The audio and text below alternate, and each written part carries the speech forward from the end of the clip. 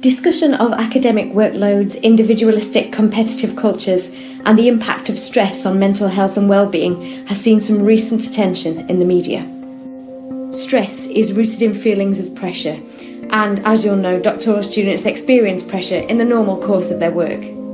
Pressure is to be expected as we work to deadlines and time limits, and because doing research is a process in which we're often working with uncertainty.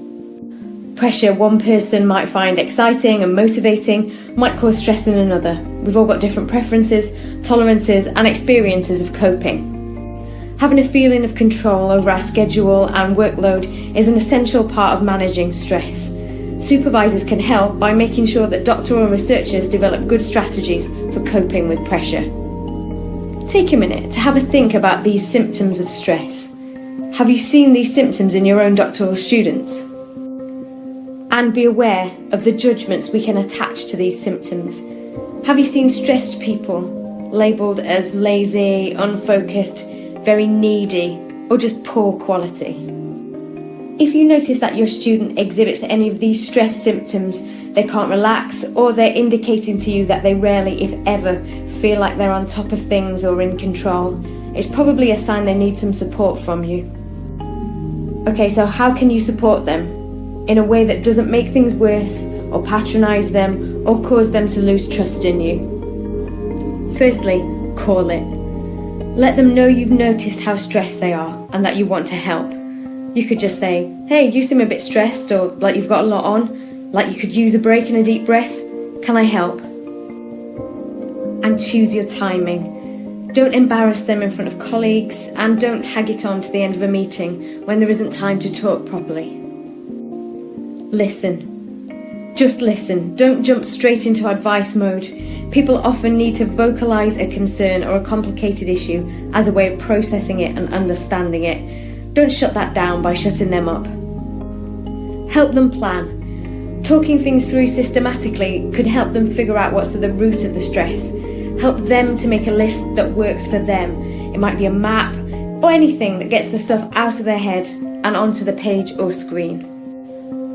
Look for ways they can reduce what's on their to-do list right now. What can be worked around, what can be done later, what's the essential and what's the nice-to-haves.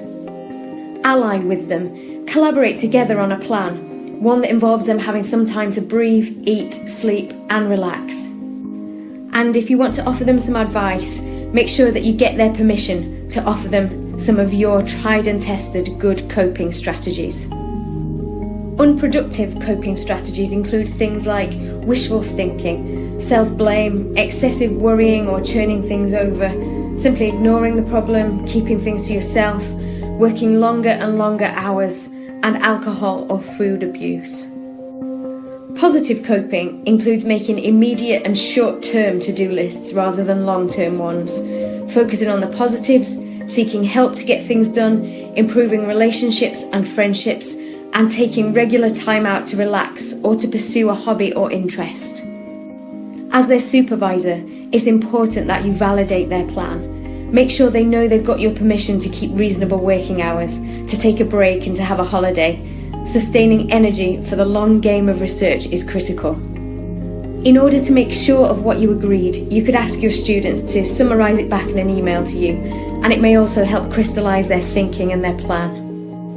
Make sure that you embed any offers of your support by following through on any promises you make and by checking in with them from time to time to see how things are going. I hope you can see that the support methods I've covered are all about putting your students in control rather than overriding them or telling them what to do. This builds trust. And why not check your stress levels and how you're coping? Anxiousness and stress can spread from person to person. If you're stressed, they will be.